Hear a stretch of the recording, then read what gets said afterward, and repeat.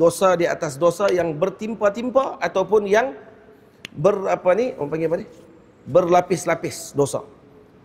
Maka ini menyebabkan hati mereka menjadi keras.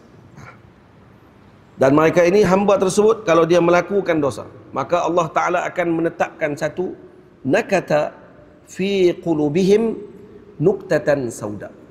Ada satu titik hitam. Kemudian bila dia bertaubat, dipadamkan. Dan kemudian dilakukan dosa lagi, berlaku lagi titik hitam. Ini berlaku berbincangan ulama. Titik hitam kedua ni sama ada macam titik hitam sebelum ni ataupun lebih besar. Sebagian kata lebih besar daripada titik sebelumnya. Maka bila lagi besar pada yang kedua, kemudian ditaubat, padam. Buat lagi titik hitam yang ketiga, lebih besar lagi daripada tu. Dan akhirnya sampai satu tahap, titik tadi meliputi seluruh, kerana dah besar, paling besar sekali, menutupi seluruh hatinya dan akhirnya menyebabkan dia menjadi keras dan tidak lagi bertaubat kepada Allah Azza wa Jalla. Itu jangan memandang kecil dengan apa sahaja bentuk dosa, kerana bimbang itu menjadi mahal ghadabillah, tempat kemurkaan Allah pada ketika tersebut.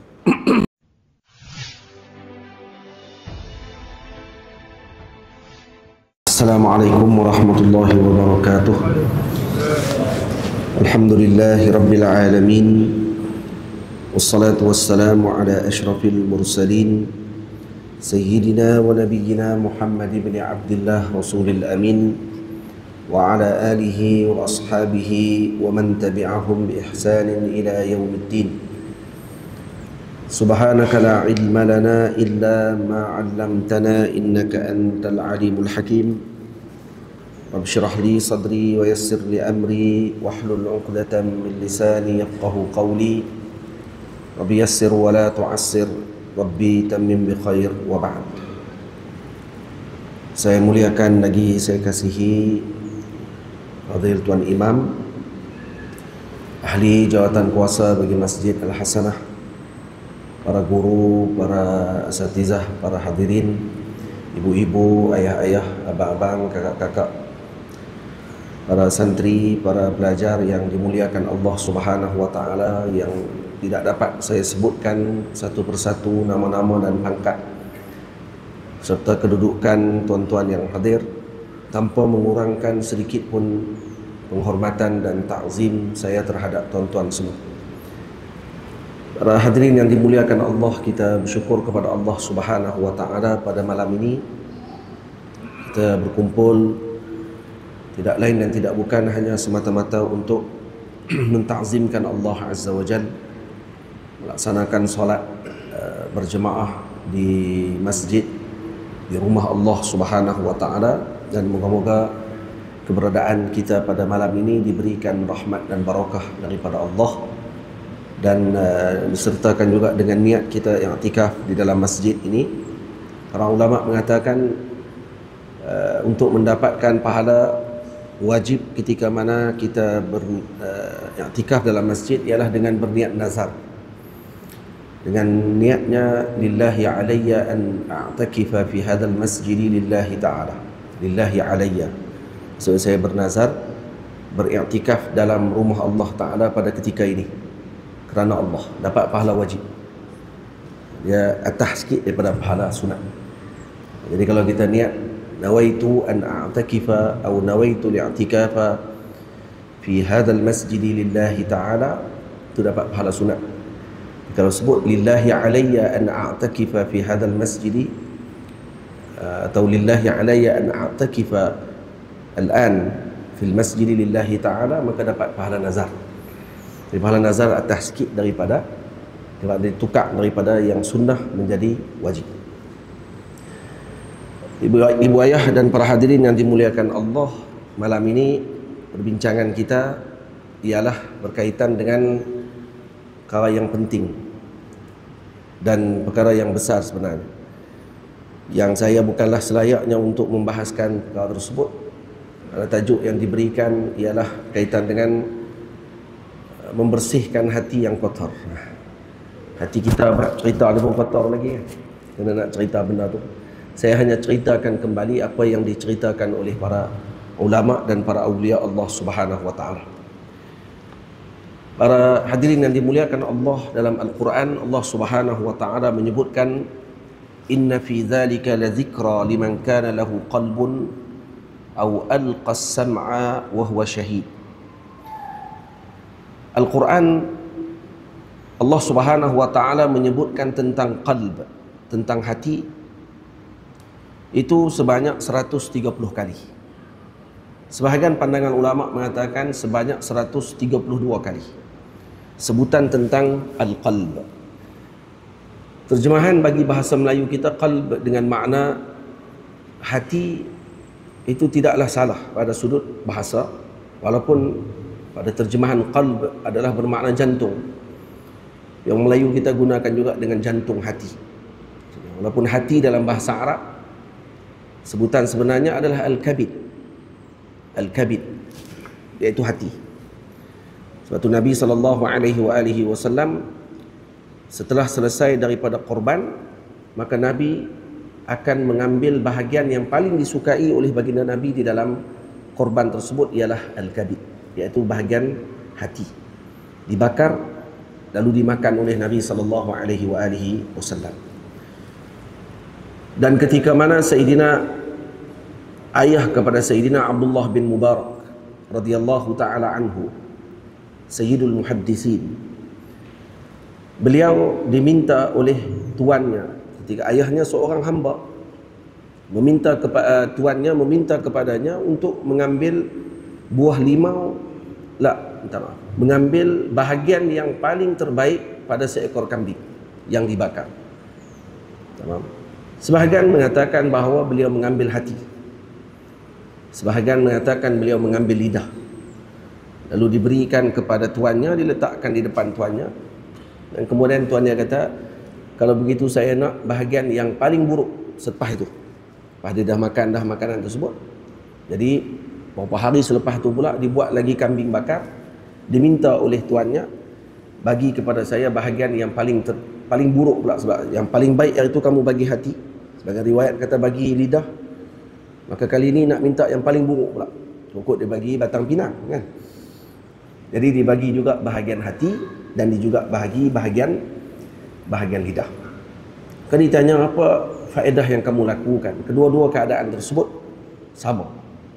Kata ayah kepada Sayyidina Abdullah bin Mubarak, mana ini bahagian kalau baik, maka baiklah bagi anggota seluruh seorang manusia tersebut, kalau buruk maka buruklah perkara tersebut. Lagi-lagi mengatakan yang dimaksudkan dengan hati di situ adalah al-qalb, iaitu jantung. Perbincangan yang kita nak bincang pada hari ini bukan jantung al-adali, bukan jantung yang kita nampak ketika dibedah. Bukan itu maksud perbincangan kita pada hari ini. Nanti kita akan tengok apa yang kita akan bincangkan tentang makna qalb, hati yang dimaksudkan, dan seterusnya kalau sempat masa kita akan sambung perbahasannya kepada sebahagian ataupun bentuk penyakit hati yang paling buruk, yang perlu bagi kita semua mengelakkan daripada perkara tersebut. Ibu ayah yang dirahmati Allah Subhanahu wa taala sekalian, kita sebut tadi dalam Al-Quran Allah Ta'ala menyebutkan qalb 130 kali. Sebahagian riwayat 132 kali. Yang mengira kalimah qalb dalam Al-Quran 132 kali. Dan kesemua daripada ayat-ayat tersebut menceritakan tentang sifat-sifat qalb, sifat-sifat hati, jantung. Pada sudut pujian terhadap jantung, pada sudut kejian terhadap jantung, penyakit yang ada pada jantung, kebaikan yang ada pada jantung, yakin yang ada daripada jantung hati tersebut, dan syak yang lahir daripada jantung hati tersebut. Tamam. Dan kalau kita melihat, bila mana Al-Quran menyebutkan sesuatu tadi dengan bilangan yang banyak, ini menunjukkan bahawa ianya amrun khatir. Ini perkara yang sangat penting dan perkara yang perlu untuk diberi perhatian oleh setiap di kalangan muslimun khususnya, dan setiap di kalangan manusia umumnya, berkenaan dengan masalah berkaitan dengan al-qalb. Jadi kerana itu dalam Al-Quran, ayat yang saya bacakan permulaan tadi dalam majlis, kita bacakan ayat dalam surah Qaf. Allah Subhanahu wa taala menyebut, inna fi dzalika la dzikra liman kana lahu qalbun aw alqa as-sam'a wa huwa syahid. Di dalam ayat ini Allah Subhanahu wa taala menyebutkan 3 sifat yang utama kepada orang yang lahu qalb, yang ada hati. Ada 3 sifat utama. Di Al-Quran sudah tentu tidak bincang, kita sebutkan tadi bahawa dibincang masalah qalbul maddi atau qalbul adali, jantung yang kita nampak depan mata ni. Maksudnya bukan jantung biologi yang kita mengaji dalam ilmu sains yang diketahui oleh para doktor. Bukan itu yang dibincang. Qalb, kerana setiap orang ada qalb, setiap makhluk ada qalb. Sehingga disebut dalam hadis, inna likulli syai'in qalba. Setiap perkara itu ada qalb. Sehingga disebut oleh Nabi SAW, inna likulli syai'in qalba wa qalbul Qur'ani Yasin. Setiap perkara ada jantungnya. Dan jantung bagi Al-Quran adalah Yasin. Ini surah Yasin. Yasin juga sebagian ulama mengatakan Sayyidina Rasul SAW, salah satu daripada nama baginda Rasul adalah Yasin. Sebagian mengatakan dengan menyebut Yasin dengan makna Ya Sayyidi, yakni dengan makna Ya Rasulullah. Jadi sebab dalam Quran Allah sebut Yasin, innaka laminal mursalin. Jadi itu menunjukkan bahawa ianya ditumpukan kepada Nabi SAW, walaupun Yasin salah satu daripada ayat yang disebut dengan huruful muqata'ah, yang ianya merupakan nau' minal mutasyabih, yang diserahkan ilmunya kepada Allah, dan tidaklah menafikan untuk sebahagian para mufassirun mentafsirkan ayat tadi dengan menyebut Yasin yang dimaksudkan adalah Sayyidina Rasul. Karena itu Al-Imamul Ghazali radhiyallahu ta'ala anhu meletakkan dalam Ihya Ulumuddin ada 40 bab dalam Ihya, ataupun 40 bahagian dalam Ihya. Pertengahan bab dalam Ihya dijadikan qalbul Ihya, jantung bagi Ihya, hati bagi Ihya adalah Sayyidina Rasul sallallahu alaihi wasallam. Karena itu kata para ulama, Ihya menjadi Ihya, menghidupkan hati yang mati, adalah kerana jantungnya adalah Sayyidina Rasul sallallahu alaihi wasallam.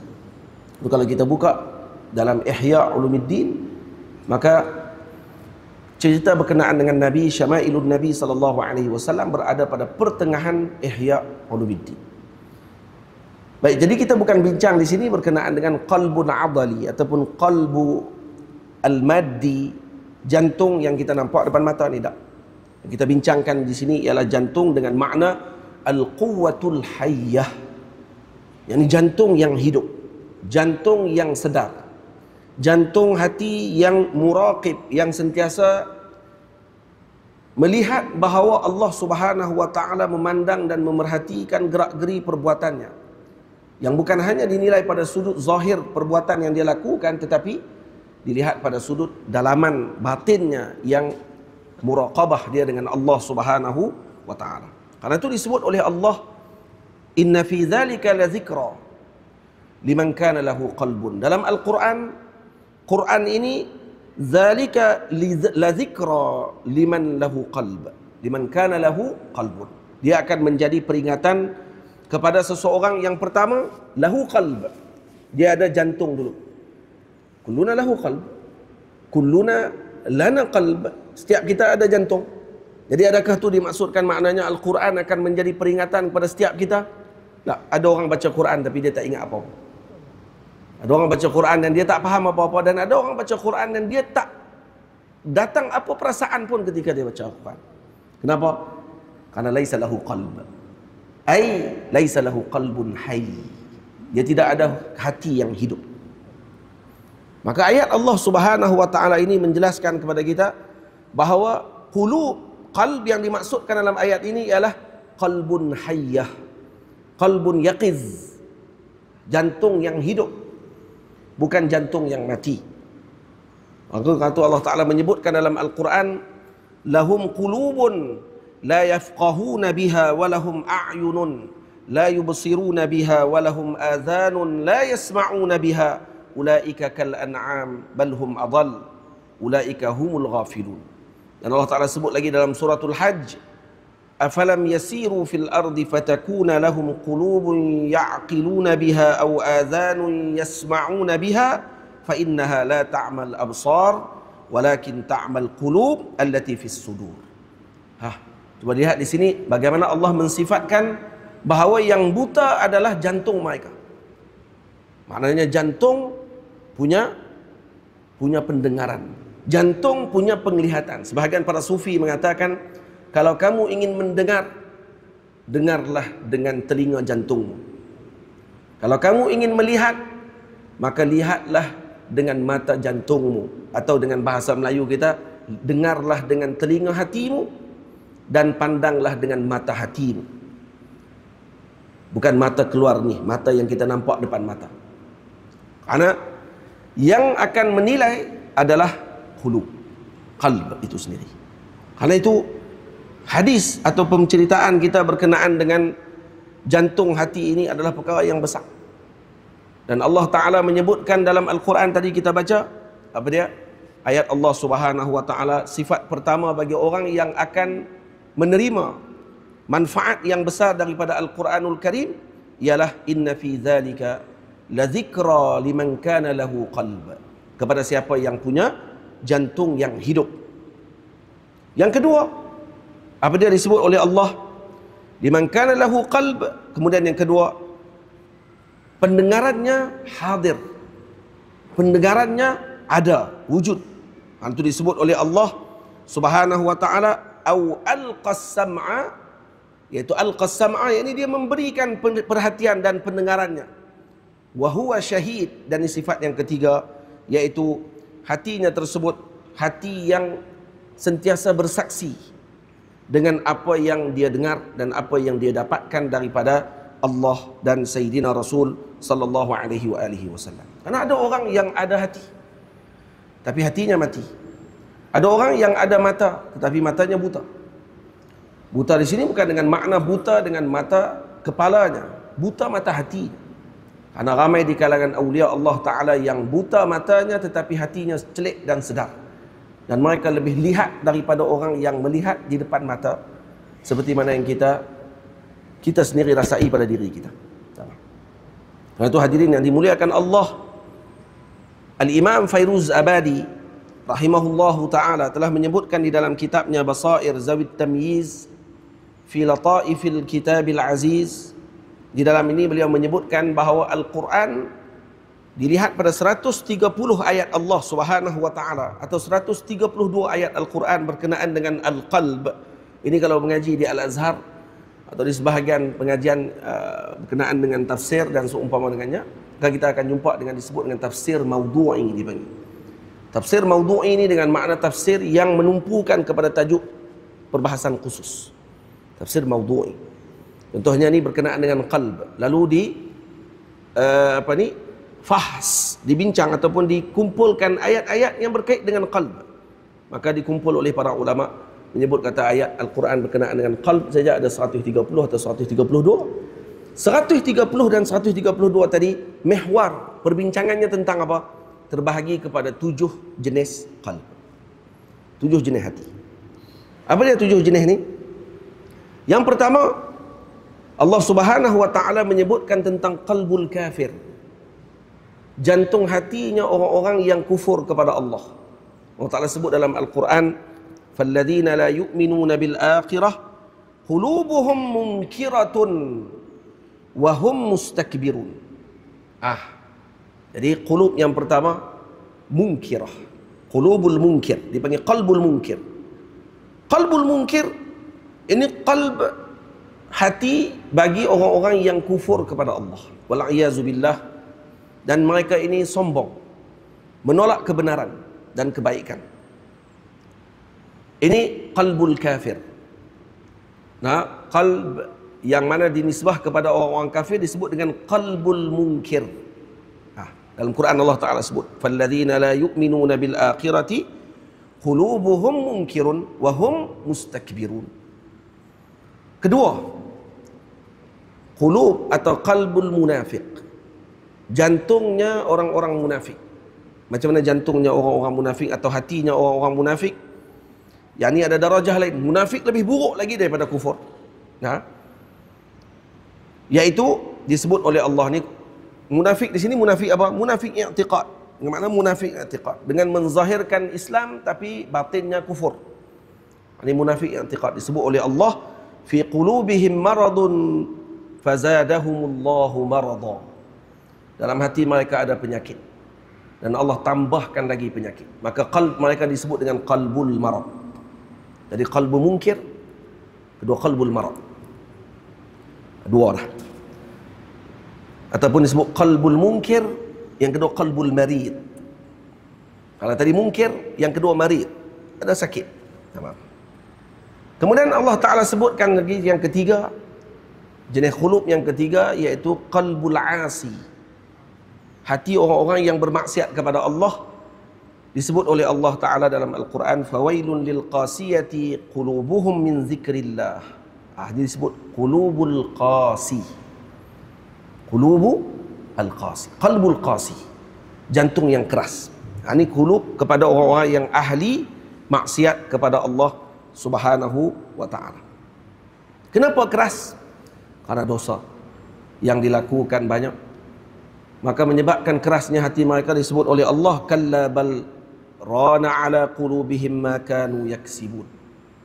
Kalla bal rana ala qulubihim. Rana dengan makna hati mereka tadi, ran, ar-ran dengan maksud az-zamb ala az-zamb, dosa di atas dosa yang bertimpa-timpa ataupun yang orang panggil apa ni?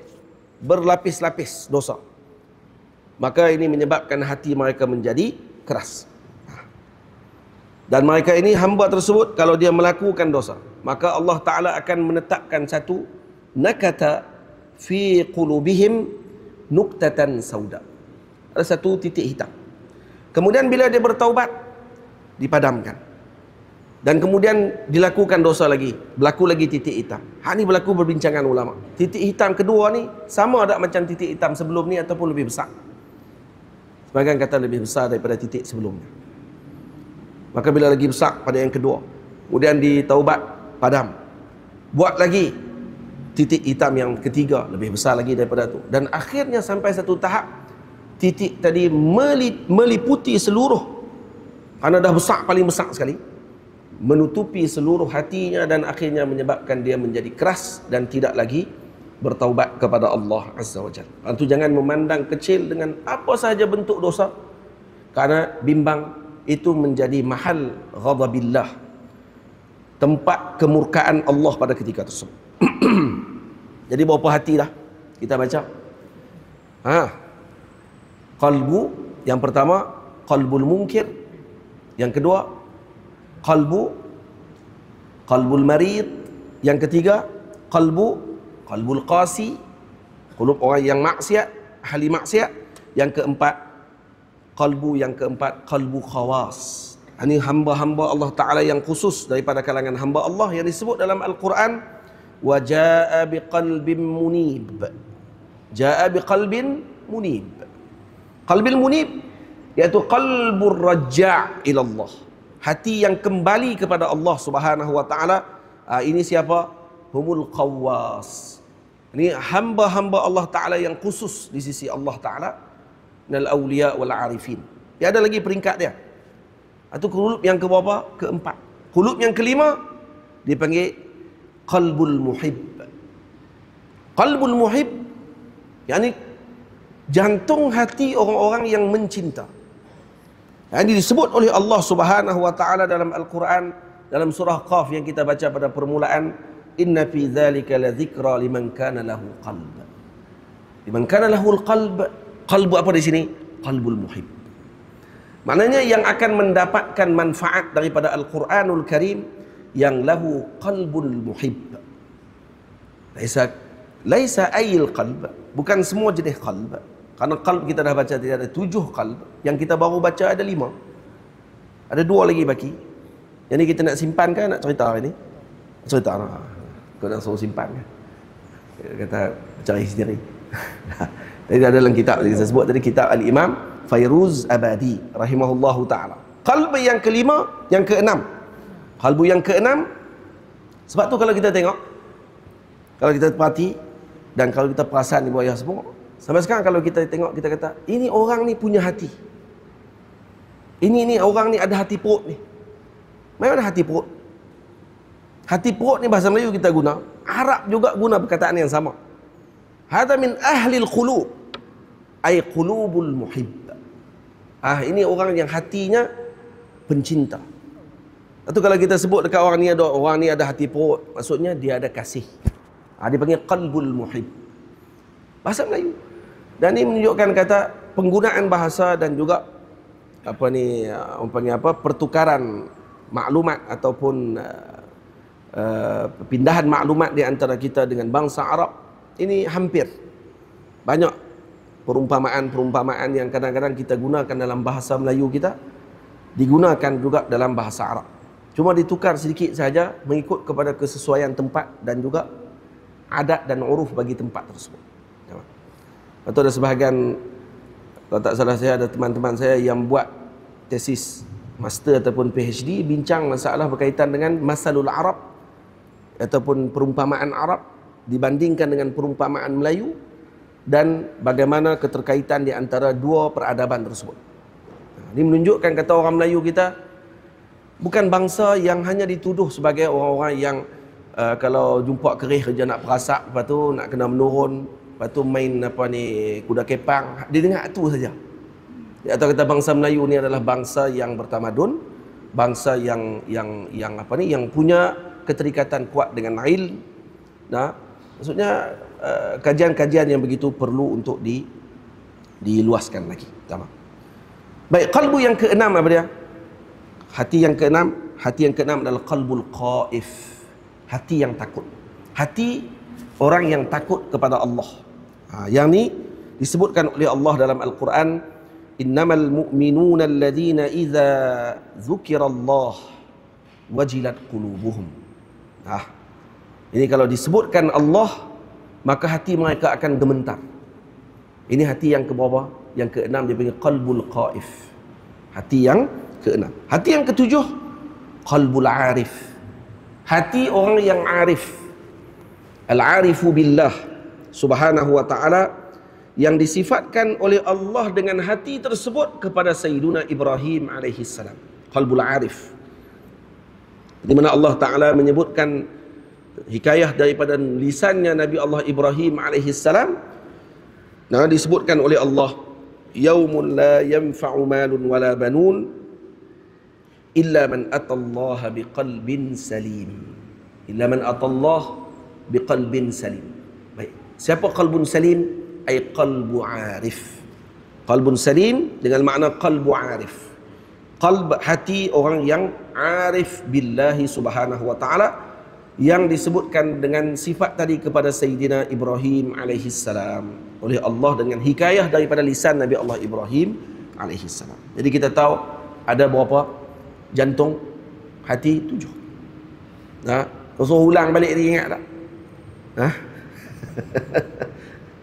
Ini otak kena jadi otak Al-Imam Syafi'i. Kalau benda ni benda mudah je pun. Ni kalau saya di pondok, ni anak murid paling takut sekali waktu disuruh ulang balik ni. Atau orang tua-tua dulu, papan putih dia semua dalam kepala dia. Ni papan putih semua dalam kepala. 7 tu tulis siap dah dalam kepala. Bukan zakat 7 saja, sekali kan syahidnya sekali. Ayat Quran tadi pun diingat. Satu-satu. Faham? Rasul ulang balik, berapa? 7 tu ingat. Lepas tu berterabuk aduk habis semua. Qalbun yang pertama qalbu munkir, yakni qalbul kafir. Yang kedua qalbu apa? Qalbu al-marid, yakni qalbul munafiq. Yang ketiga qalbu apa? Qalbul qasi, yakni qalbul asi, yakni qalb hati kepada orang yang ahli maksiat. Yang keempat qalbul qawas. Qalbul qawas dipanggil dengan hati yang khusus tadi, hati apa? Ahli ta'ah kepada Allah Ta'ala, dipanggil qalbul qawas. Dipanggil qalbul qawas ataupun qalbul mu'min. Yang kemudian qalbu apa yang keempat? Yang kelima, tadi keempat dah. Yang kelima, qalbu apa? Qalbu qalbul muhib. Qalbul muhib. Ini hati yang keempat yang kita baca ayat tadi. Dan hati yang keenam qalbu al-qaif, dan qalbu yang ketujuh qalbul arif. Apa faedah ibu ayah semua yang kita nak kena tahu semua hati-hati? Faedahnya yang pertama, kita nak tahu hati kita mana satu waktunya. Nah, kita ni mana satu, tak payah jawab di sini. Pakat balik, tengok balik semula hati kita yang mana satu. Faham? Hati kita yang mana satu sekarang ni? Qalbun kita qalbul salim, nah, qalbul arif, atau qalbul qaif, atau qalbu apa tadi? Yang dibincang pada hari ini, qalbu apa? Qalbul muhib. Betul kita muhib dengan seluruh umat Nabi sallallahu alaihi wasallam. Kasih sungguh kita dengan umat Rasulullah sallallahu alaihi wasallam. Saya baru-baru ni bila dah khatam sebahagian kitab di pengajian Jumaat di pondok di zawiyah saya lah. Jadi saya pun nak pilih nak baca kitab apa pula. Mula-mula saya kadang nak baca kitab fiqh. Ada kitab fiqh yang saya karang sendiri, tapi tak siap lagi dalam bentuk syair. Jadi saya ingat nak baca sikit-sikit. Tapi bila ingat balik, ada anak murid saya seorang dah baca dah kitab fiqh hari Jumaat juga. Sebelum saya baca, dia baca dulu. Jadi dia akan baca kitab fiqh. Jadi saya kata kalau ulang fiqh 2 kali, jadi bukan kata tahsilul hasil. Tak tahsilul hasil, maksudnya bukan berhasil benda yang dah hasil dah. Tapi saya kata pada Allah kot lagi apa ni orang panggil apa, depa orang kampung pula, awam yang main ni takut depa boring pula. Ya, dua-dua mengaji fiqh dua-dua. Kemudian saya fikir nak baca kitab fiqh juga, tapi bab lain, bab nikah. Dan mai minggu yang selepas tu saya jumpa kitab yang dikarang oleh al-Imam Sidi Abdul Wahhab Sya'rani radhiyallahu taala anhu. Kitab yang sangat menarik, tapi kitab dia tebal. Tapi saya kata jangan tanya bila nak habis kitab ni. Tebalnya lebih kurang 2 jilid kitab, 1 jilid 700 muka surat. Bahasa Arab. 700 muka surat, 2 jilid 1400 muka surat lebih kurang. Saya kata saya nak baca kitab ni, tapi jangan tanya bila nak habis. Nah. Sebab kitab yang ada saya karang lebih kurang dalam beberapa line saja, manzumah tauhid, dalam ilmu tauhid, yang seumpama seakan-akan macam aqidatul awam. Hak tu saja pun baca dekat 1 tahun. Tu hanya dalam beberapa line, 10 line aja kitab tu. Ada lebih kurang dalam 80 bait. 80 rangkap syair. Yang tu saja pun baca dekat 1 tahun. 1 tahun lebih kurang. Ni kitab ni 1400 muka surat. Saya kata bahasa Arab pula tu. Tapi kitab tu menarik kenapa? Karena perbahasannya berkaitan dengan manhajul mutahhir. Nah, manhaj yang membersihkan, bagi pembersihan kepada hamba-hamba Allah Ta'ala ni. Tajuk dia apa ni? Apa tajuk dia? Tajuk dia ialah manhajul mutahhir lil jismi wal fuadi min su'iz dhanni bi ahadin minal ibadi. Tajuk dia manhaj untuk apa ni? Al mutahhir lil jismi wal fuad, yang membersihkan bagi jasad dan hati bagi penyakit apa? Min su'iz dhann, daripada penyakit su'udzan, buruk sangka, bi ahadin minal ibadi, kepada salah seorang daripada hamba-hamba Allah Ta'ala. Kitab ni sangat penting dibaca pada akhir zaman ni, kerana banyak penyakit yang berlaku adalah kerana su'uzzan, buruk sangka kita kepada umat Nabi SAW. Apatah lagi buruk sangka kita kepada para akabir awliya Allah Subhanahu wa ta'ala. Dan al-Imam Abdul Wahhab Sya'rani radhiyallahu anhu bahas kitab tu disusun dalam lebih kurang dalam 5 bab. 1 muqaddimah, 4 bab dan 1 khatimah. Lebih kurang macam itulah bahasan dia. Dan dia bahaskan bab yang pertama berkenaan dengan baik sangka dengan para nabi, yang kedua baik sangka dengan para para awliya dan para ulama akabir, dan yang ketiga bab berkaitan dengan baik sangka dengan awam hatta tujar, dengan para peniaga. Dan kemudian baik sangka beliau terhadap orang-orang yang mencela beliau. Dia bab yang terakhir dia bahas tentang diri dia, yang mana sebahagian di kalangan ulama pada zaman tersebut mencela beliau. Lalu beliau letakkan bab tu untuk berbaik sangka dengan ulama-ulama tu. Hak kata dekat dia tu. Meletakkan pada mahmal hasan atau pada tanggungan hasan yang baik dengan apa yang mereka kata. Satu-satunya alim yang ajaib, mujaddid dalam ilmu at-tasawuf khususnya adalah Sidi Abdul Wahhab Sya'rani radhiyallahu anhu. Kerana beliau dalam kitabnya, contoh satu kitab yang dia karang berkenaan dengan manaqib para awliya, manaqib para ulama pada zaman beliau, dalam kitab tu dimasukkan sekali musuh-musuhnya beliau. Orang yang tak suka dengan dia, dia masukkan sekali dalam kitab tu sebagai kibar ulama pada zaman tersebut, sampai orang tak tahu siapa dia yang musuh dengan dia. Kerana dalam tu dia puji orang yang mengeji beliau. Yang ni cukup payah kalau kita nak buat. Senanglah kita nak buat. Orang tu duk musuh dengan kita. Kita masukkan dia dalam kitab manaqib, kitab tentang biografi orang tersebut, dicerita kelebihan orang tadi, dan orang tu sebenarnya musuh dengan kita. Siapa boleh buat macam tu? Buat ya semua. Boleh buat. Dalam Facebook, Pak Lai tulis. Duk maki kawan duk kata kat kita. Awal-awal lagi dah tunjuk dah. Tamam. Dan apa yang berlaku akhirnya? Allah Ta'ala meninggikan kedudukan beliau dan tidak mengangkat pun orang-orang yang mencela beliau. Orang yang mencela beliau mastur, tidak dikenal sampai sekarang. Sebaliknya beliau yang dicela pada zamannya, sebahagian ulama biasa. Setiap orang ketika mana sudah semakin tinggi kedudukannya, makin ramai musuh dan juga mata-mata hasud, mata-mata yang hasad. Karena itu disebut, kata para ulama menyebutkan, wa ainur ridha an kulli aibin kalilatun. Jadi mata-mata yang redha dengan setiap benda yang buruk, maka dia nampak benda tadi kecil, tak ada masalah apa. Wa ainus suqti, wa ainus suqti, manakala mata benci akan melihat pada setiap perkara yang baik itu dengan perkara tadi adalah perkara yang buruk. Tamam? Jadi kita bagi peluang untuk azan dulu. Selepas azan kita akan sambung kenapa nak kena baca bab ni, dan kalau sempat saya akan baca satu ataupun kita akan cerita satu masalah penyakit yang berat yang perlu untuk kita selesaikan sama-sama bagi diri kita sendiri, insya-Allah taala.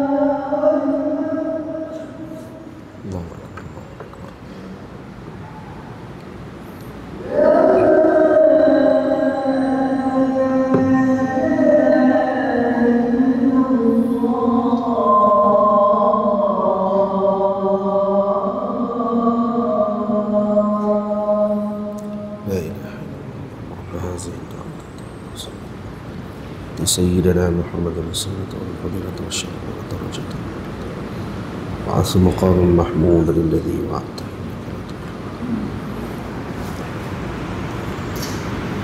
Buaya para hadirin yang dimuliakan Allah Subhanahu wa taala sekalian, para ulama menyebut apa faedah kita berbicara berkenaan dengan qalb. Maka mereka menjawab, rif'atul a'mal 'inda Allah Subhanahu wa ta'ala biqadri at-tafadul fi haqa'iqil iman fi muwaqqiril qalb. Kedudukan ketinggian amal bagi seseorang tersebut di sisi Allah Subhanahu wa ta'ala adalah dengan qadar bagaimana hakikat iman seseorang itu yang berada dalam jantung hati seseorang tersebut. Maka itu yang menentukan tafadul, kelebihan di antara seorang dengan seorang yang lain. Bahasan mudahnya, saya kadang-kadang melakukan satu amal, tapi ada seorang hamba Allah Ta'ala lagi melakukan nafsul amal, nafsu bentuk amal yang sama. Saya solat, seorang lagi melakukan solat yang sama, tapi kenapa dia lebih tinggi kedudukannya daripada saya? Kenapa dia macam tu berlaku? Dan ini kata para ulama, tatafawatul a'mal bitafawutil qulubi indallahi azza wa jalla. Perbezaan pada kedudukan amal seseorang tersebut adalah melihat bagaimana perbezaan pada sudut kedudukan hati hamba tersebut di sisi Allah Subhanahu wa ta'ala. Kan tu kita tak sama amalan kita dengan para awliya Allah, apatah lagi dengan para anbiya. Mana boleh ada seorang menyebutkan kata Nabi sama macam kita. Kalau ada orang sebut macam tu, maknanya anta la ta'rif syai'. Kamu tak tahu apa wahai fulan. Uskut. Diam lebih baik daripada kamu bercakap. Ketika kita mendengar ada seorang menyebut Nabi sama saja macam dengan kita, hada dalil ala annahu qasir, ala annahu la ya'rif qadran Nabi sallallahu alaihi wasallam. Dia tak tahu pun qadar Nabi sallallahu alaihi wasallam. Macam mana kamu boleh samakan kamu dengan Nabi sallallahu alaihi wasallam? Kamu sama pada sudut apa? Pada sudut apa yang kamu sama? Pada sudut tubuh badan kamu? Hasya wa kalla. Sama sekali tak akan sama kamu dengan Rasulullah. Kamu sama pada jantung kamu dengan Rasulullah? Hasya wa kalla. Apatah lagi pada amal kamu dengan Rasulullah sallallahu alaihi wasallam. Dan Nabi menyebutkan pula, mengatakan bahawa al-ulama warasatul anbiya. Innal anbiya lam yuwarrisu dinaran wala dirhama walakin warasul ilm. Man aqadhahu faqad aqadha bihadhin wafir. Para ulama adalah pewarisnya para nabi. Ulama di sini dengan makna ulamaul amilin. Ulama amilin dengan makna ulamaul arifin. Faham? Maksudnya warisnya para nabi alaihi wassalatu wassalam dan warisnya kepada para anbiya alaihi wassalatu wassalam. Maka tentu tak akan sama. Tatafawat al-a'mal bitafawuti qulubi indallahi azza wa jalla. Maka amalan melihat kepada bentuk bagaimana ketinggian kedudukan hati seseorang tadi di sisi Allah, maka begitulah amalan yang dilihat pada amalan tersebut di sisi Allah Subhanahu wa ta'ala. Maka karena itu kata para ulama, al-a'malu tatafawatu fadlan bitafawuti ma'rifatil qulub.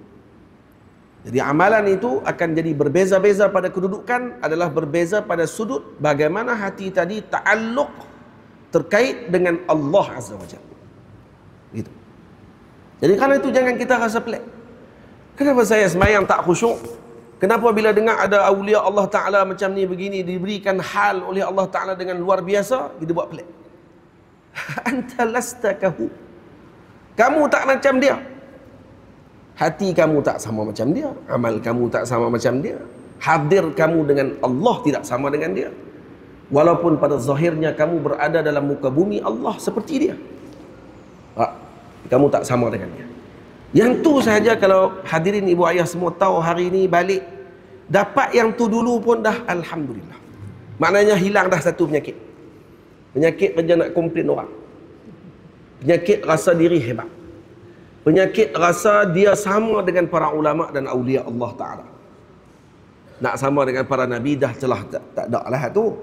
Tapi nak sama dengan orang-orang yang dia rasa sama macam dia, orang tersebut, maka dia akan mula meletakkan label dan perendahan dan seumpama dengannya. Maka kerana itu kata Imam Hassan Ibnu Atiyah radhiyallahu taala anhu, kata beliau, inna rajulain la yakunan, dua orang lelaki, la yakunani fi salatil wahidah, kedua-dua mereka berada dalam solat yang sama.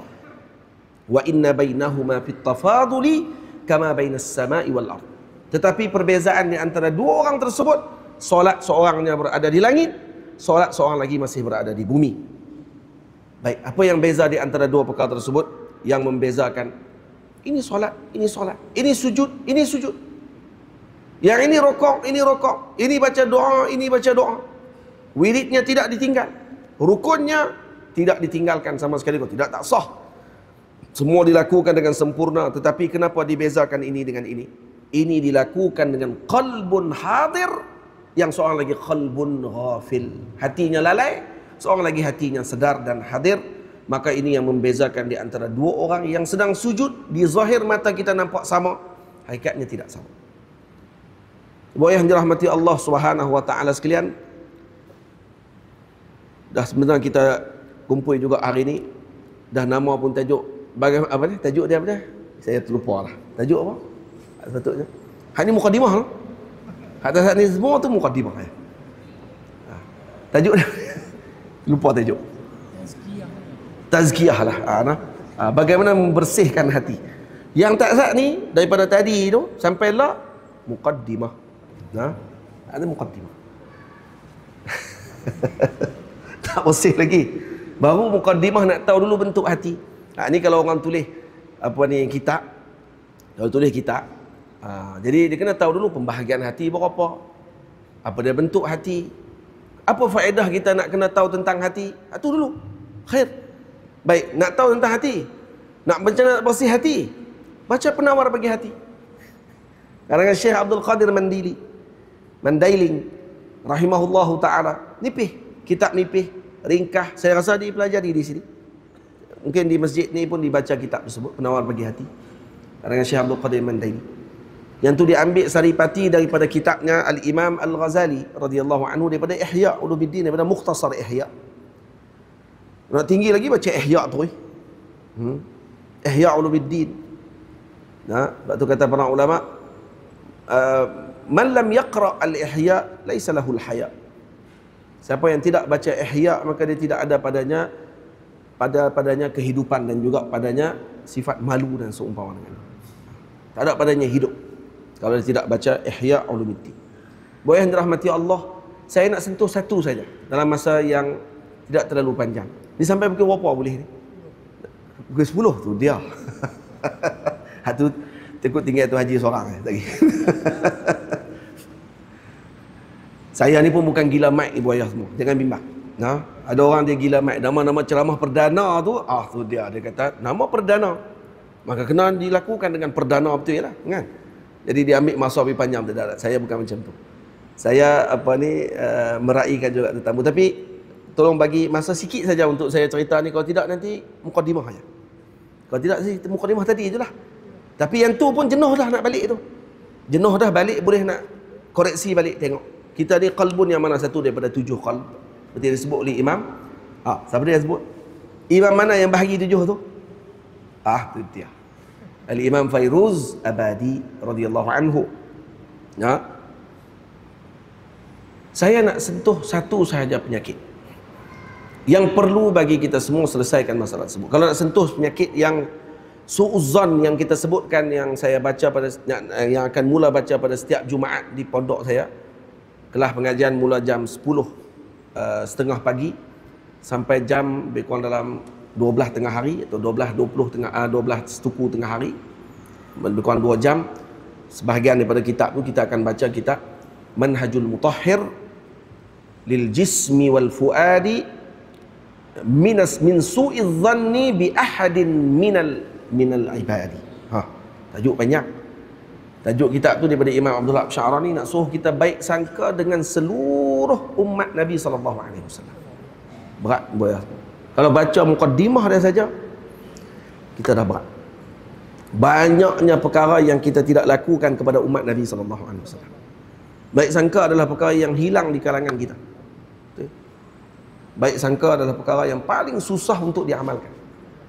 Kalau boleh diamalkan begini, insya-Allah jadi wali semua.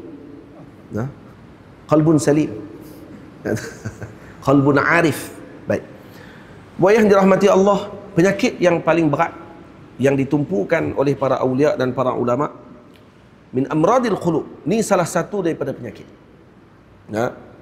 ialah yang disebutkan oleh Nabi kita Muhammad sallallahu alaihi wasallam.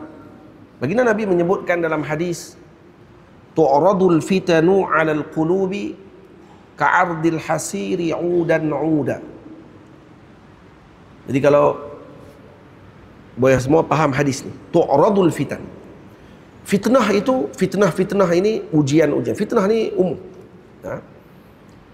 Fitnah tersebut dilemparkan kepada hati ka'ardil hasir, ataupun dirembeskan kepada hati, dipajangkan kepada hati. Tu'rad juga disebut dengan pajangkan. Maksudnya diperlihatkan kepada hati-hati. Ka'ardil hasir ya'udan 'uda. Boleh cuba tengok kalau kata kita buat tikar bengkuang. Orang Arab dia buat tikar dengan guna ud, dengan kayu. Kayu tu yang kecil-kecil dia susun kayu untuk jadikan satu permaidani, satu tikar yang dibuat daripada kayu. Kalau kita nak buat tikar mengkuang, dia kena ada daun mengkuang tadi disusun satu baru jadi. Betul? Jadi dalam hadis ni Nabi umpamakan bahawa fitnah tidak datang dengan sekaligus. Dia datang dengan satu demi satu, yang mana dia akan tersusun satu demi satu. Ini al-fitan la ta'ti 'ala al-qulubi daf'atan wahidah. Fitnah tidak datang ke dalam hati sekaligus. Tak, dia datang dengan tersusun. Sehingga nanti dia akan jadi satu permadani, dan seorang tadi akan melihat fitnah itu dengan pandangan yang indah dan cantik. Dan dia tidak anggap lagi itu sebagai fitnah. Dia tidak anggap lagi itu sebagai ujian. Dia anggap itu sebagai anugerah pula kepada dia. Na'udzubillah min dzalik. Waktu Nabi menyebutkan tu'radul fitanu 'alal qulubi ka'ardil hasiri 'udan 'uda, dan kemudian disebutkan dalam hadis, ini dalam hadis yang diriwayatkan oleh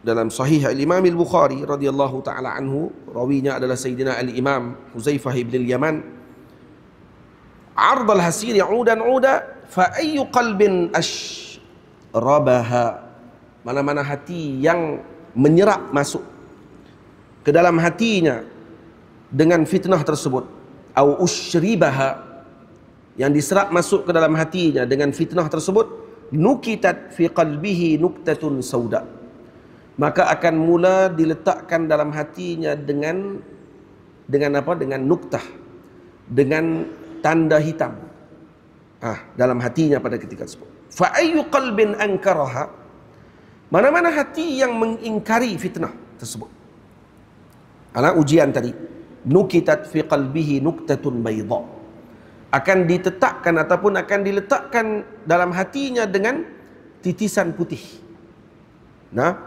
Hatta tasira ala qalbain, sehinggalah dua hati tersebut dibandingkan oleh Nabi SAW. Cuba tengok takbir Nabawi, Macam mana Nabi takbirkan dengan dua hati ni? Hatta tasira ala qalbain.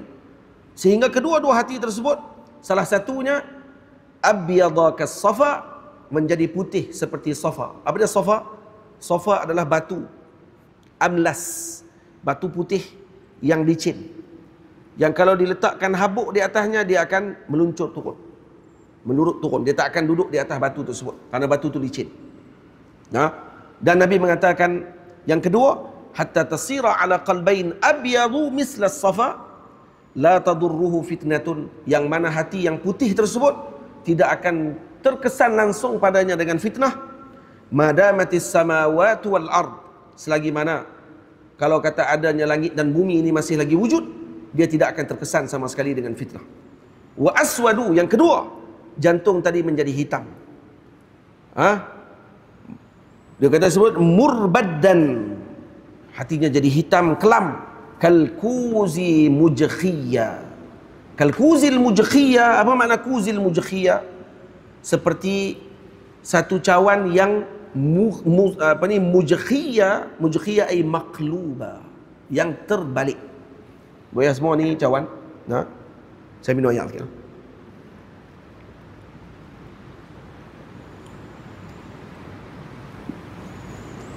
Ni cawan, cawannya terbalik. Jadi, ini dipanggil apa ni? Dia panggil kuz mujkhiyah.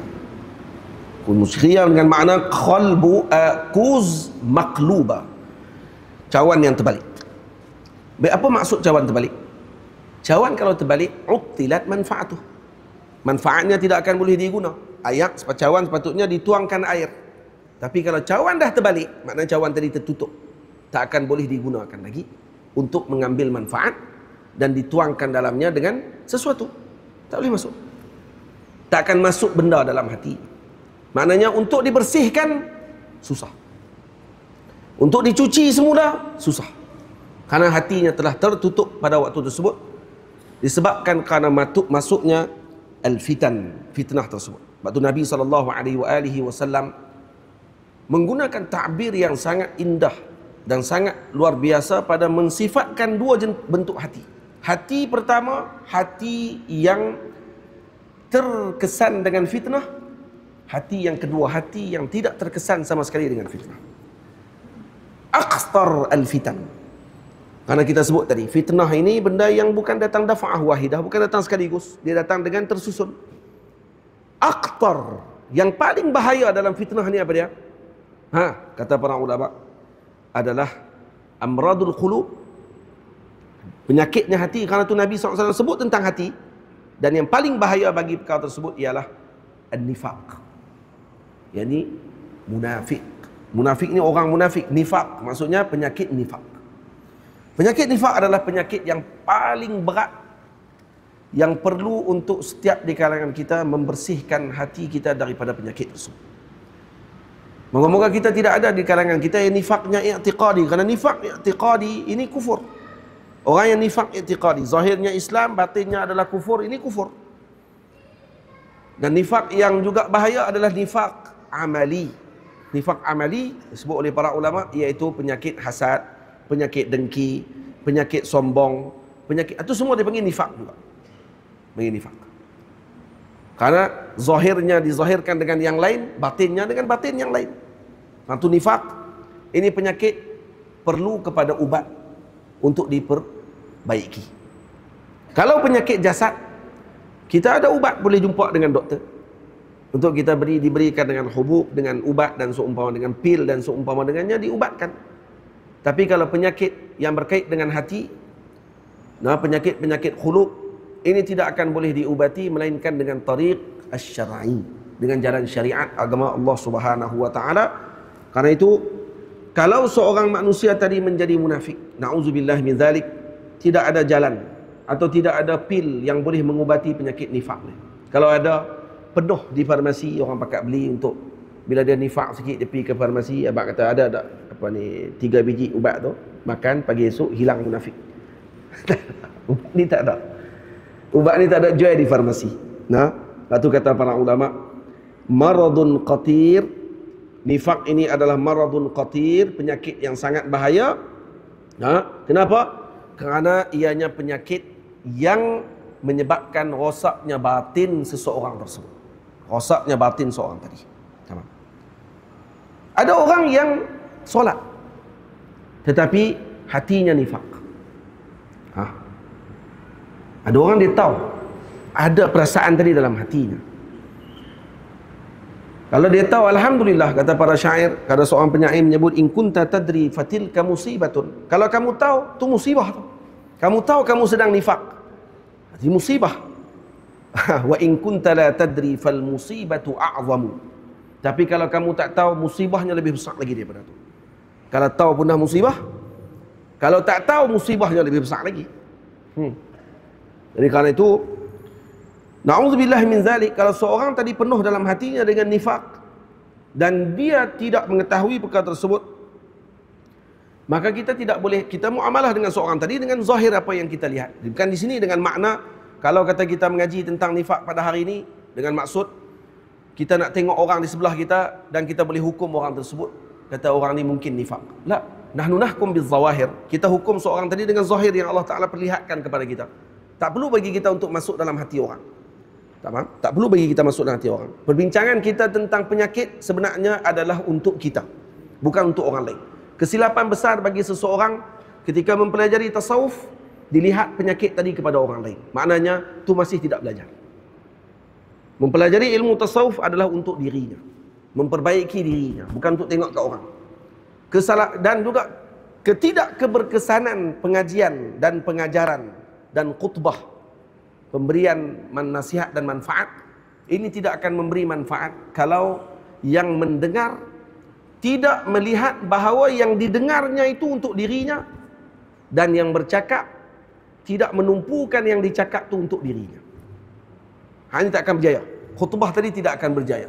Mau'izah, peringatan tadi tidak akan berhasil. Tok Khatib bagi khutbah hari Jumaat, bila dia bercakap, dia cerita tentang satu masalah yang berlaku dalam masyarakat. Kemudian masyarakat yang dengar tadi kata, yang tu jiran kita yang nak buat tu. Sampai ke sudah tak akan selesai masalah tu. Sebab dia nampak semua pada orang, dia tetap betul. Ini akan masalah. Dia masalah akan selesai ketika mana seorang tadi mendengar dan dia meletakkan apa yang dia dengar tu pada diri dia. Saya adalah orang yang dimaksudkan. Yang ni insya-Allah dia akan berubah. Tamam. Jadi kita mengaji bab nifak, kita mengaji bab penyakit hati, kita mengaji macam mana nak bersih penyakit hati dan seumpama dengannya, adalah untuk diri kita, bukan untuk tengok kepada orang lain. Tamam? Kenapa? Karena para ulama telah menyebutkan, kullu man ra'aita fal khadiru taqid.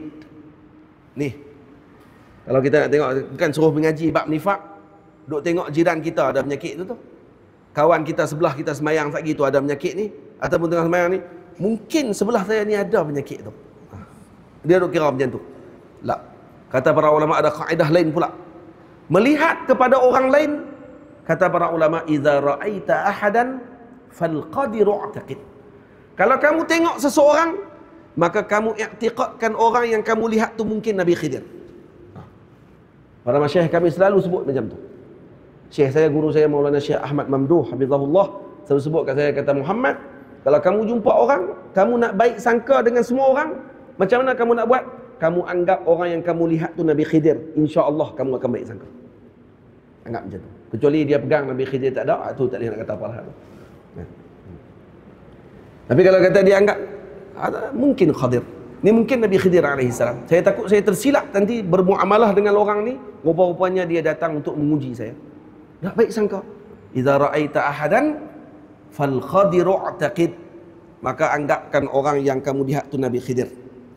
Kullu man ra'aita fal qadiru i'taqid. Setiap orang yang kamu tengok, maka anggap tu Nabi Khidir. Maka ini akan melatih kita untuk berbaik sangka dengan para ulama. Buaya yang dirahmati Allah, kenapa penyakit nifak ni bahaya? Dan penyakit ni perlu dibersihkan dalam hati kita, bukan orang lain, hati kita sendiri. Karena kita tak terlepas daripada penyakit tersebut. Bukan penyakit nifak yang kita maksudkan tadi, moga Allah Ta'ala menjaga kita daripada penyakit tersebut, iaitu nifak i'tiqadi. Moga Allah Ta'ala jaga kita daripada penyakit tadi, seperti nifak yang berlaku kepada para para munafikin yang ada pada zaman Nabi SAW. Tapi kita mungkin tidak selamat daripada nifaq amali. Ada riak dalam hati kita. Riak apa dia maknanya? Riak maknanya kita menunjuk-nunjuk dengan amalan kita untuk bagi orang melihat seolah-olah kita melakukan tadi dengan kebaikan, yang zahirnya kita nampak dengan amal kebajikan, tapi batinnya adalah untuk memperlihatkan kepada manusia. Sum'ah, takabbur, dan seumpama dengannya. Hada nifaq amali.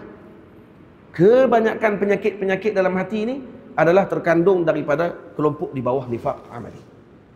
Itu penyakit nifaq ni akhtar, paling bahaya penyakit yang perlu untuk kita selesaikan. Kenapa? Kenapa nak kena selesaikan? Karena ianya merupakan musuh dalaman yang ada dalam diri. Itu para ulama dan dalam masalah Arab disebut lis-suddar la tarqubuhul absar. Lis-suddar, apa dia? Lissu maksudnya pencuri. Lis-suddar la tarqubuhul absar. Pencuri di dalam rumah itu tidak akan diperhatikan dengan baik oleh mata seseorang. Betul?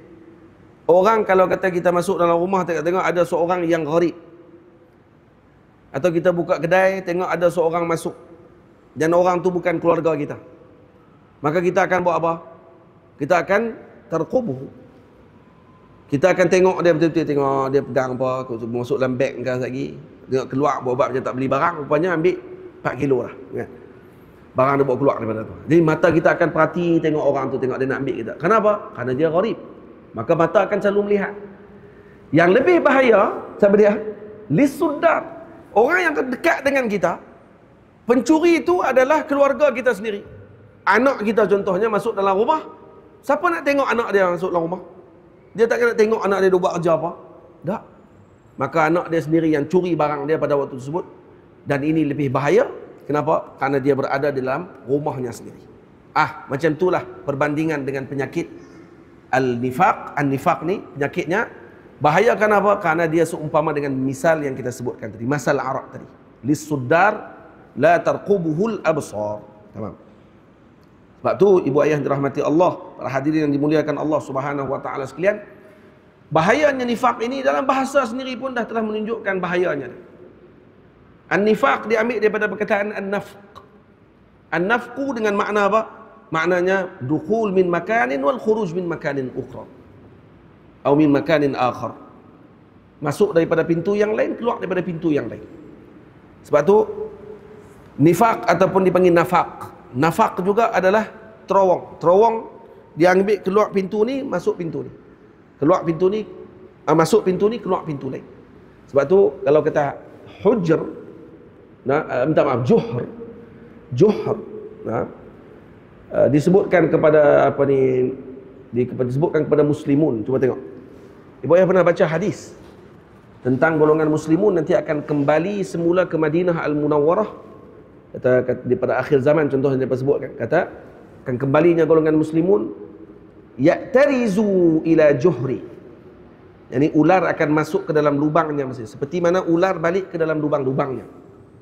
Apa makna dia? Cuba tengok ta'bir Nabi, penggunaan bahasa Nabi dengan golongan muslimun adalah diperumpamakan dengan ular yang masuk ke dalam lubangnya. Kenapa Nabi samakan dengan ular? Kenapa Nabi tak samakan dengan benda lain?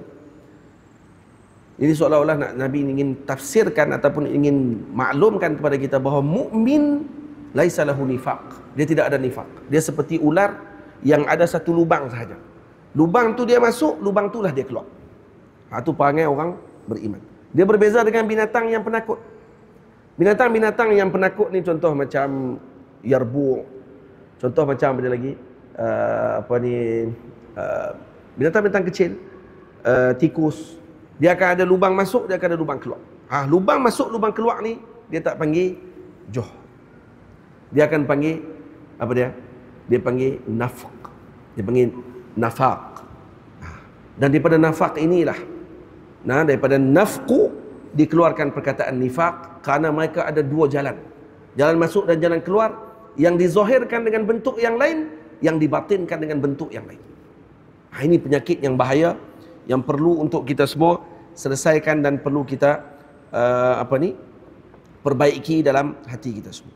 Matu ibu ayah yang dirahmati Allah, dalam Al-Quran Allah Ta'ala menyebutkan dalam surah Al-Baqarah. Nah, ayat yang pertama dalam surah Al-Baqarah, 4 ayat yang pertama itu bicara berkenaan dengan sifat-sifatnya golongan mukminun. 2 ayat seterusnya bincang berkenaan dengan ayat bicara berkenaan dengan sifat orang-orang yang kafirun.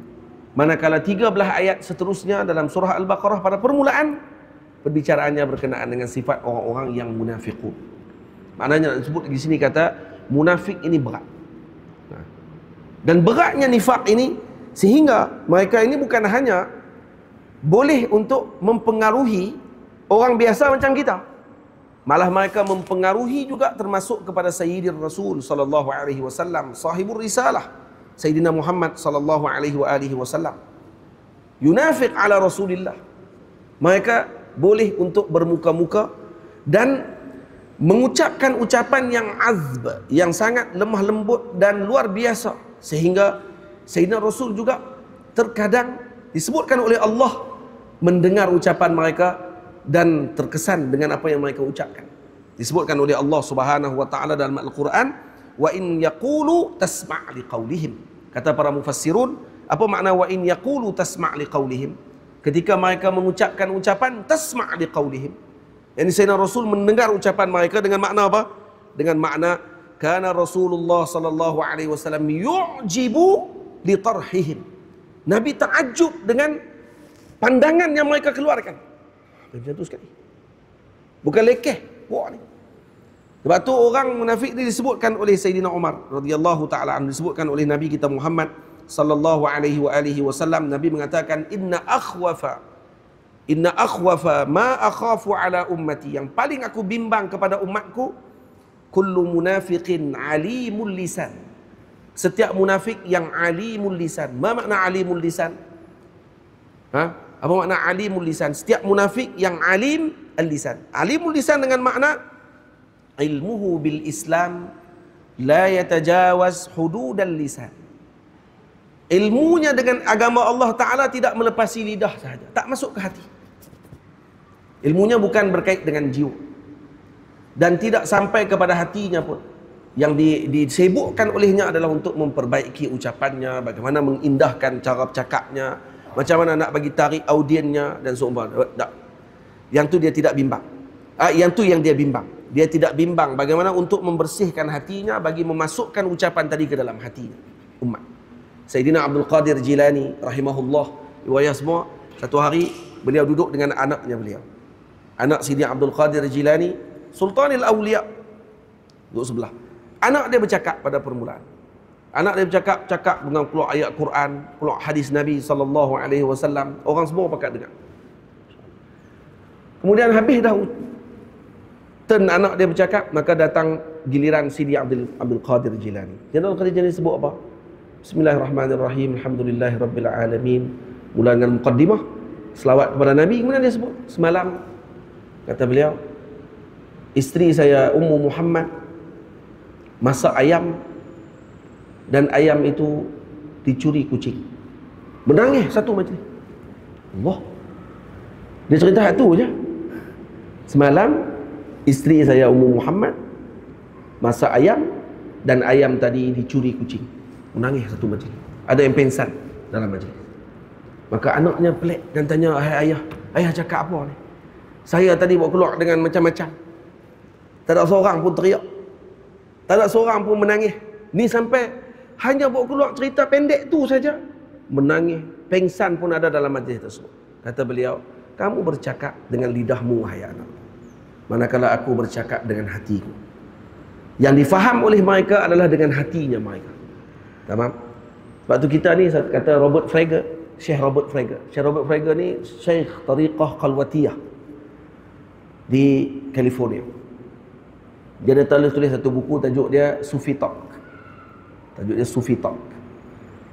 Dalam satu ucapan beliau, dia ada majlis zikir dan kemudian dia kumpul balik dia punya ucapan-ucapan dalam majlis zikir tersebut. Salah satunya dia kata, antara masalah besar bagi kita ialah masalah untuk menyatukan di antara kefahaman hati dengan hati. Kenapa? Kerana kosongnya hati kita dengan hati orang yang berbicara dengan kita. Maka kerana itu tidak ada sambungan. Maka yang diberikan perhatian oleh para sufi ialah membersihkan hati. Untuk apa? Untuk menjadikan setiap yang didengar oleh kita daripada ucapan seseorang itu akan masuk ke dalam hati. Yang ini beza antara orang yang bercakap dengan isterinya.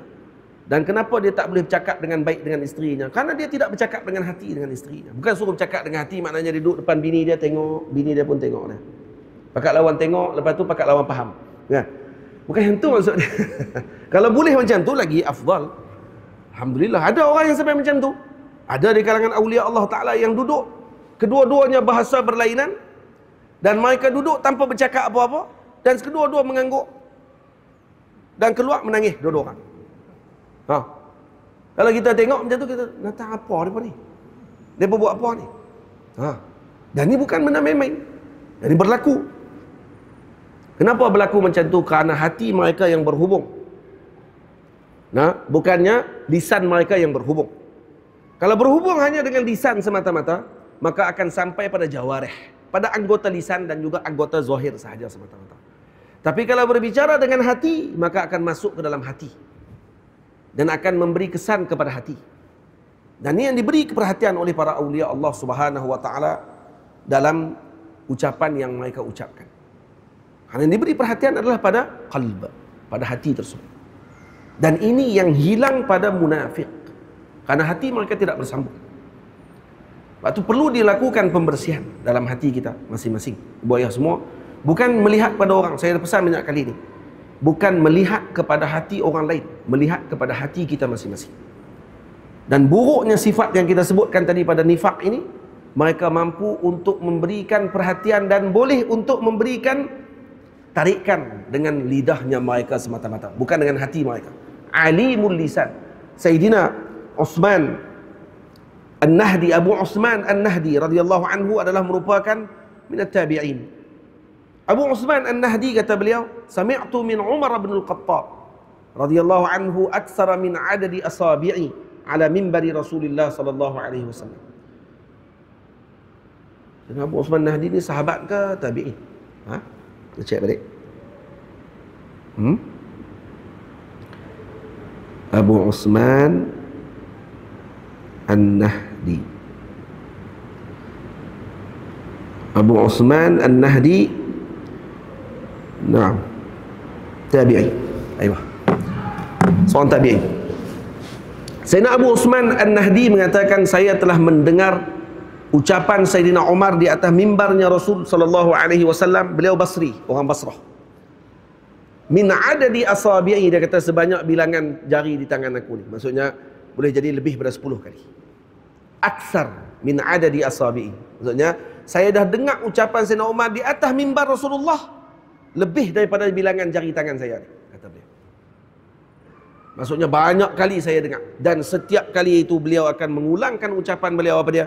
Akhwafu ma akhafu ala hadhihi al-ummah al-munafiqul alim. Kata Sayyidina Umar, yang paling aku bimbang kepada umat ini ialah seperti yang disebutkan oleh Nabi, al-munafiqul alim, ay alimul lisan. Maka para sahabat bertanya, para tabi'in dan para murid bertanya, kaifal munafiqul alim? Bagaimana munafik alim itu? Maka kata Sayyidina Umar, alimul lisan, jahulul qalbi wal amal. Lidahnya alim, lidahnya mengucapkan tentang agama Allah, tapi hatinya jahul, ala wazni fa'ul, maksudnya sangat jahil, tak tahu apa. Dan jahulul ilmi wal amal, jahulul qalbi wal amal, jahul hatinya dan amalnya tidak juga bertepatan dengan apa yang diucapkan. Nauzubillah min dzalik. Moga-moga kita tidak jadi demikian, amin ya rabbal alamin. Itu dalam Al-Quran, surah apa yang paling banyak menyebutkan sifat munafik? Apa boleh jawab? Surah apa? Surah Taubah. Allah. Surah Taubah dipanggil surah apa lagi? Nama lain? Bara'ah lagi? Suratul Fadhihah dipanggil. Surah Al-Fadhihah. Fadhihah maksudnya apa dia? Yang membongkarkan. Fadhihah maksudnya yang membongkarkan sifatnya munafik. Lepas tu surah Taubah nama lain dia Suratul Fadhihah. Kalau nak tahu sifat munafik, baca surah At-Taubah. Dan kalau baca surah tu, baca sifat munafik, saya pesan sekali lagi, jangan duk tengok kat orang. Ni baca surah munafik, baca surah Fatihah, buka-buka, oh dia ni. Tak kena tu. Tu pun salah satu dah daripada sifat munafik.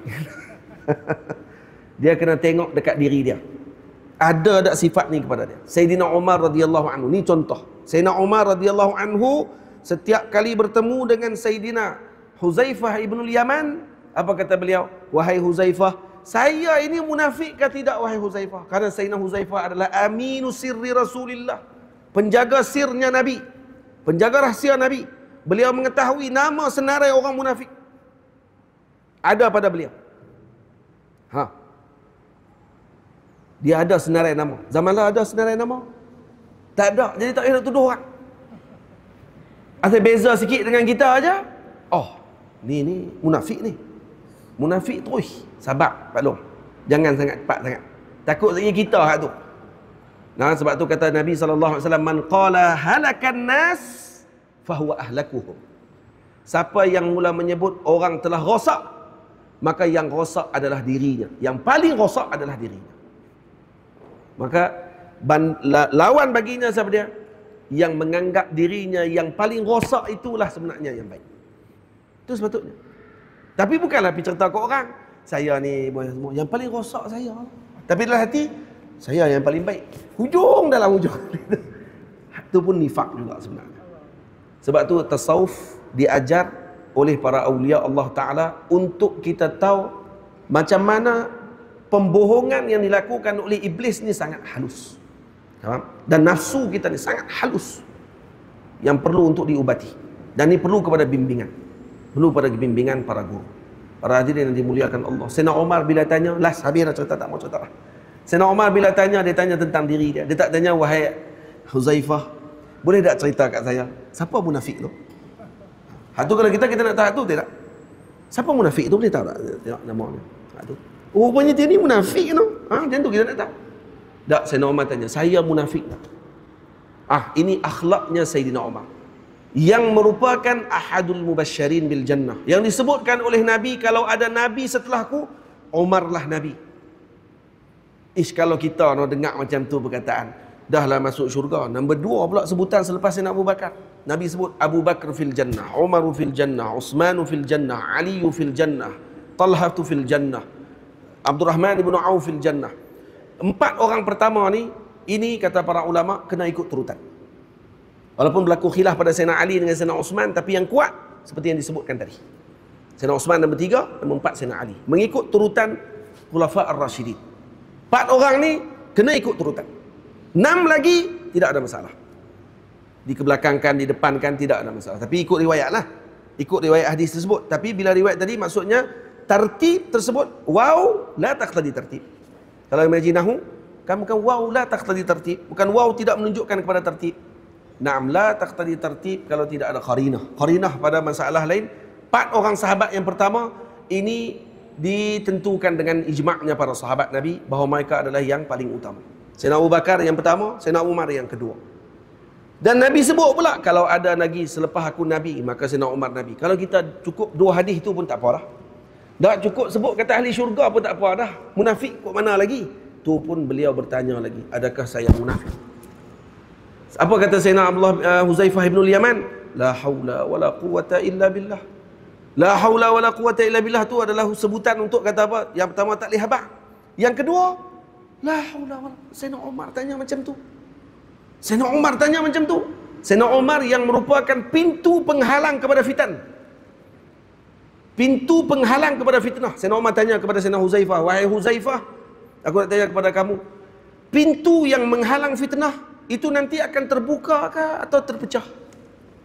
Sayyidina Huzaifah kata, bahkan terpecah wahai Amirul Mukminin. Bahkan terpecah. Maka Sayyidina Umar kata, kalau terpecah, maka tak akan tutup lagi sampai bila-bila. Kalau dah pecah, kalau buka boleh tutup. Kalau pecah nak tutup macam mana? Cari pintu baru. Tak ada, maksudnya pecah tu dah pintu penghalang. Maka para sahabat, para murid Sayyidina Huzaifah tanya, wahai tuan guru, wahai syekh, wahai sahabat Rasul, adakah Sayyidina Umar tahu siapa pintu tu? pintu tu maksud dia apa dia? Sayyidina Huzaifah kata Sayyidina Umar mengetahui pintu itu siapa maksudnya, seperti mana kamu tahu, seorang tadi tahu selepas malam adanya siang. Maksudnya amrun daruri, perkara daruri yang la tahtaji ila fikr, tak perlu pada fikir, amal fikir. I'malul fikir tak perlu pada ta'ammul. Nah, seperti kita tahu esok ada siang, selepas malam, macam itulah Sayyidina Umar taunya ilmu tadi, siapa orang tersebut. Siapa orang tadi? Siapa pintu tu? Umar lah pintu tersebut. Sayyidina Umar sendiri adalah pintu penghalang kepada fitnah. Itu dia. Pun macam tu dia tanya, adakah aku munafik? Allahu Akbar. Patutnya itu kita yang tanya. Bukan tak tahu kau orang. Tak. Ini penyakit pertama yang kita kena buang. Buaya semua. Kalau buang yang ni dalam hati kita, insya-Allah khair. Dan kita dah sebut tadi, munafik macam mana kami ni? Duk main masjid depan semua sekali. Tak, kita dah sebut tadi. Nifak ni ada dua. Nifak i'tiqadi. Moga Allah Ta'ala lindung kita daripada perkara tersebut. Yang kita bimbang nifak amali. Yang kita bimbang. Buaya yang dirahmati Allah Subhanahu wa Ta'ala sekalian. Dalam perang Tabuk, ada seorang namanya Jaddu Ibnu Qais. Jad Ibnu Qais ini adalah syekh kabir munafik. Orang tua, umur 70 lebih. Dan dia munafik besar pada zaman tersebut. Nama dia Jad Ibnu Qais. Dia datang kepada Nabi waktu perang Tabuk. Perang Tabuk adalah perang yang paling getir, kerana jarak dia jauh, musim panah, dan seumpama dengannya lah. Banyak benda yang berlaku halangan. Jadi dia datang kepada Nabi. Nabi pun tanya kepada dia, halaka fi jala'i bani asfar? Kamu tak mau ikut perang, wahai Jad? Maka kata Jad, dia kata, ya Rasulullah, i'zan li wala taftunni, kata dia. Wala taftinni. Tolong bagi izin kat saya, ya Rasulullah, saya tidak pergi ikut perang, ya Rasulullah. Jangan sampai saya terfitnah, ya Rasulullah. Dia kata itu. Kena fitnah macam mana pula? Fa inna nisa bani asfar. Ini kerana orang-orang Rom ni, mereka ni segak-segak. Perempuan Rom ni segak-segak, kata dia. Nisaun jamilat. Maka dia nak minta izin, nak minta uzur, saya tak mau pergi perang. Kenapa? Kerana perempuan dia segak-segak, lagi saya terfitnah lagi. Takut lagi jatuh cinta pula dengan mereka. Jadi nak minta izin tak pergi perang, Rasulullah. Nampak tak? Dan Nabi SAW kata apa? Nabi kata, azina lahu Rasulullah ala madad. Nabi kata, ijlis fil bait. Kalau macam tu duduk di rumah, tak duduk keluar. Nabi kata. Dan turun ayat Allah Ta'ala menjelaskan keburukan niatnya Jad Ibnu Qais. Dalam Al-Quran Allah Ta'ala sebut, umur dia 70 tahun lebih, wa minhum man yaqulu dhanli wala taftinni ala fil fitnati saqatu wa inna jahannama la muhitatum bil kafirin. Tengok Allah Ta'ala sebut tu. Allah Ta'ala kata, ada di kalangan mereka yang menyebut, wahai Rasulullah, izinkan saya tidak pergi berperang, nah, wala taftinni, dan jangan difitnahkan, diuji saya dengan wanita-wanita Bani Asfar, yakni orang-orang kulit kuning-kuning putih ni. Kenapa? Karena mereka ni orang segak. Wa inna jahannama la muhitatun bil kafirin. Nabi Allah Ta'ala kata, neraka ini dipenuhi dengan orang-orang kafir. Dan Allah Ta'ala menyebutkan bahawa Jad minal kafirin. Ini orang-orang kafir yang menyembunyikan kekufuran mereka dan menzahirkan keislaman mereka, seolah mereka ni orang yang dekat dengan Nabi, seorang orang yang baik dengan Rasulullah sallallahu alaihi wasallam. Moga Allah Ta'ala lindung kita ibu ayah semua daripada penyakit yang buruk ini dan apa bentuk sahaja penyakit-penyakit hati yang lain. Dan moga-moga kita semua diberi kefahaman. Saya mohon ampun, mohon maaf mengambil masa ibu ayah semua. Tadi dia sebut kata tak mau panjang 9.5. Nah, cukup setakat itu dulu. Nah, moga-moga kita dapat bertemu lagi pada masa akan datang, dapat difahami dengan baik tentang hati ini, perkara yang penting. Dan yang paling utama, kuliah ceramah 1 jam ini tidak akan menyelesaikan apa-apa, melainkan kita sendiri perlu selepas ini untuk meneruskan semula pengajian, menghadiri majlis-majlis pengajian para guru dalam ilmu, khususnya dalam ilmu pembersihan jiwa dan juga ilmu-ilmu yang berkait dengan fardu ain, untuk kita membetulkan kembali perjalanan kita kepada Allah Azza wa Jalla. Nah, jadi syariat ini adalah seperti kapal yang kita naik di atas lautannya tariqah, untuk kita menyelam ke dalam lautan ma'rifah, mengambil durrun ghala. Sebutkan oleh al-Imam Sayyiduddin Balaibari Al-Kabir, kata beliau, fa syari'atun kasafinatin wa tariqatun kal bahri summa haqiqatun durrun ghala. Syariat itu adalah seperti kapal, Manakala lautan tariqah itu adalah yang dilalui dengan kapalnya syariah, dan tujuannya untuk apa? Untuk mencapai kepada ma'rifah, iaitu durrun, permata yang ada di tengah lautan ma'rifah, lautan haqiqah, lautan tariqah tersebut, untuk kita selam mengambil ma'rifah tersebut untuk sampai kepada hadratillah azza wa jal. Kalaulah hidup kita sepanjang hidup ini berusaha untuk membetulkan hati kita, walau tidak sampai kepada peringkatnya para awliya, tetapi dalam mujahadah kepada Allah dalam perjalanan tadi, walau nafsu kita masih lawamah, masih mencela dengan jahat yang kita lakukan, tapi esok buat balik jahat, kemudian mencela kembali, kemudian buat lagi jahat, maka itu sekurang-kurangnya kita masih lagi berjihad di jalan Allah, yang disebutkan oleh Allah Ta'ala, alladzina jahadu fina lanahdiyannahum subulana. Moga-moga nanti kita termasuk di kalangan orang-orang yang berjihad di jalan Allah Subhanahu wa taala. Wassalamualaikum warahmatullahi wabarakatuh. Terima kasih banyak kepada pihak Masjid Al-Hasanah, khusus juga kepada bapa saudara saya, pak uda saya, abang kepada mak saya, yang sudi jemput saya datang ke sini sama-sama dengan tuan-tuan semua dan ibu ayah semua. Dan saya mohon ampun kalau ada terkasar bahasa, tersalah dalam bicara, dan mohon diampunkan. Dan esok mungkin saya balik dah ke Kedah esok, insya-Allah. Wassalamualaikum. Jadi datang ni memang main sini saja. Kemudian esok ambil adik saya di airport, berehat saat, kemudian kami balik semula ke Kedah. Jadi mohon doa perjalanan diselamatkan dan dimudahkan oleh Allah Subhanahu wa taala. Assalamualaikum warahmatullahi wabarakatuh. Bismillahirrahmanirrahim. Alhamdulillahirabbil alamin, wassalatu wassalamu ala asyrafil mursalin wa ala alihi wa sahbihi ajma'in. Allahumma ja'al jam'ana hadza jam'an marhuma wa tafarraqana min ba'dihi tafarruqan ma'suma. Allahumma inna nas'aluka ridhaka wal jannah wa na'udzubika min saqatika wan nar. Allahumma innaka 'afuwun karim tuhibbul 'afwa fa'fu 'anna wa 'an walidina wa 'an jami'il muslimin wal muslimat bi rahmatika ya arhamar rahimin. Rabbana zidna 'ilman wa wasi' rizqina wa barik lana fima razaqtana waj'alna mahbuban fi qulubi 'ibadika wa 'azizan fi 'uyunihim waj'alna wajihan fi dunya wal akhirah minal muqarrabin ya katsiran nawali hasanan fi 'ali qa'iman bila zawal ya mubdi'an bila misal falakal hamdu wal minnatu wasyarafu ala kulli hal. Sallallahu ala sayyidina Muhammad wa ala alihi wa sahbihi ajma'in. Alhamdulillahi rabbil alamin. Wassalamualaikum warahmatullahi wabarakatuh.